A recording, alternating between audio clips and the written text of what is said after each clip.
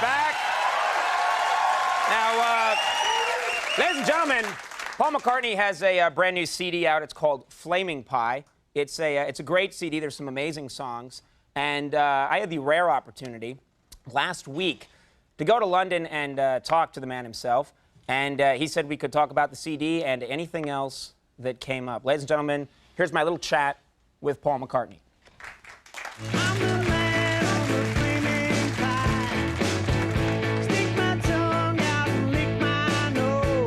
On this album alone, I mean, you're famous for it, but you're playing bass, you're playing guitar, you're playing drums, you're playing harmonium.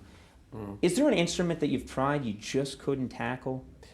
Yeah, there are many of them, yeah. Seriously, it's the blowing instruments I'm no good at. You can't do the blowing? The blowing thing. That's the technical term for them. That is what they're technically known in the orchestral world, the symphonic world, as I am entering into. I did actually start off on trumpet.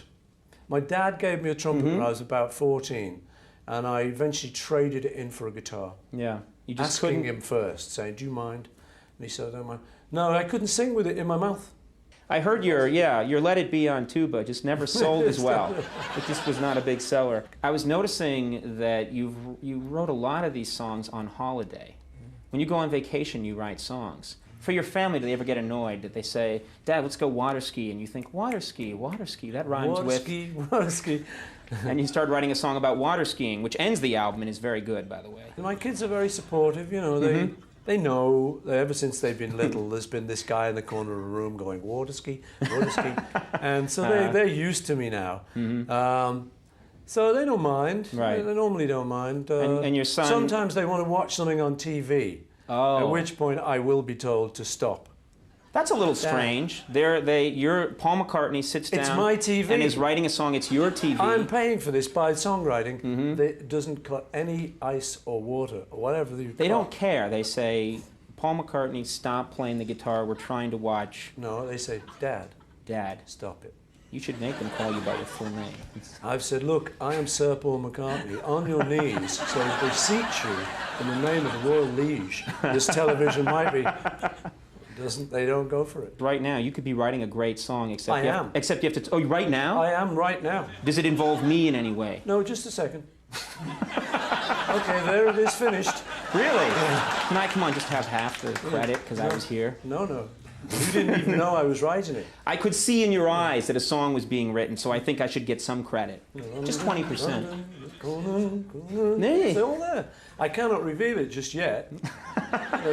Give me 2 more minutes and it'll be finished. Okay. My people are going to sue you. Michelle. Yeah. Used to... You don't have to do that with people. Yeah, you know that song? There's a lot of young people. Heard of that? There's young people these days who haven't heard it. Yeah, but really you've had people, you're saying to people, it's called Let It Be. Sorry, no. No, it goes like this. You're wasting your time. Please move along. I always do it anyway, you know. I know that. But Michelle, I used to sit around at parties enigmatically in a sort of black roll neck sweater, going, "Monsieur, bonjour, and hoping they would think I was a French person and would want me to go to bed with them. This worked with women? No. It never worked. That was the problem. There's a smelly French person. I don't like the song either. But many, many years later, and this is the true bit, John did say, "You remember that smelly French song that you used to do to pretend that you..." He said, "That wasn't bad." He said, "You should write some good words to that." Right. So I did. You seem like such a nice guy. You seem like, you know, you're a responsible guy. Did you ever, as a rock star, feel at all tempted to trash a hotel room? I did once knock some scrambled egg off a plate. I had it with this hotel. I was quite a wild one in my young days. So.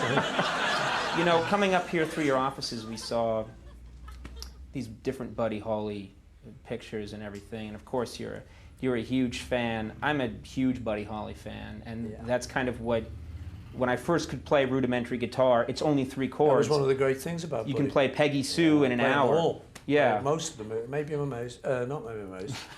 That's mine. No, you just admitted that Buddy wrote that, and you took it. Take him away, boys. Baby! You met Elvis, was it just once? Yeah, we met him when he was in Hollywood. Yeah.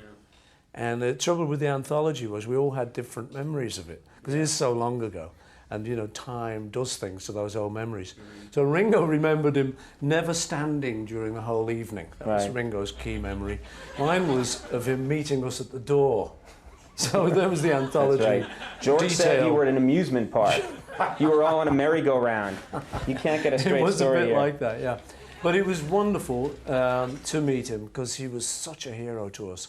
And I mean, actually meeting. I mean, I see people do it with me or would do it with the Beatles. You know, wow, you know, I grew up on your music.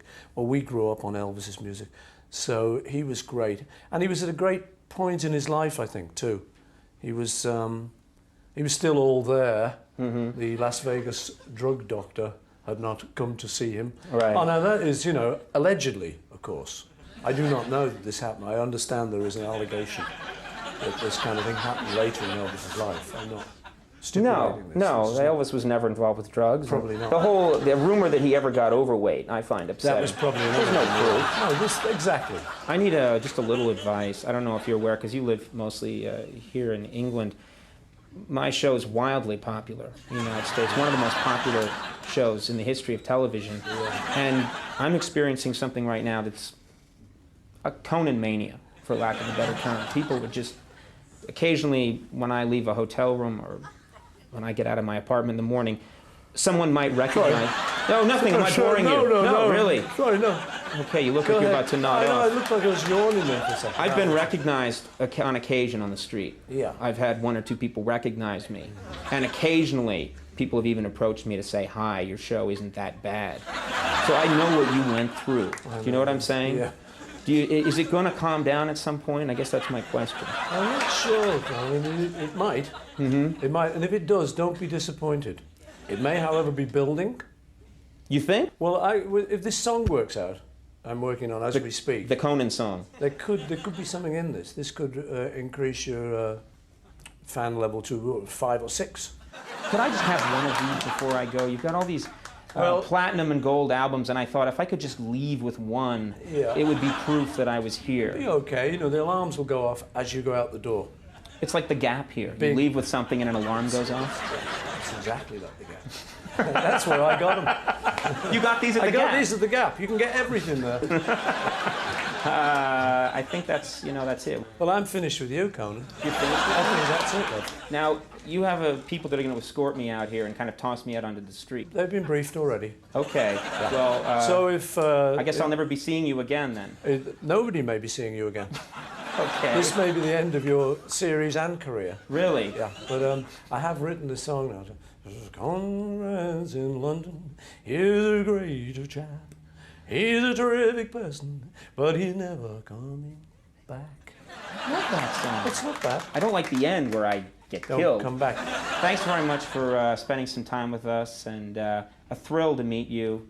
And good fun to be on your show. Thank you. Good to see you. Okay. It's really you. And it's really me, which is me to say. Cheers. Come get him. Ladies and gentlemen, the album is Flaming Pie. You should check it out. And we also want to say our thanks to Sir Paul McCartney for meeting with us, something he did not have to do, obviously. And as you saw there, he was an incredibly nice and an extremely funny guy. And it was a real pleasure talking to him. Paul McCartney, the album is Flaming Pie. We'll be right back with Martin Short. We'll see you in a second.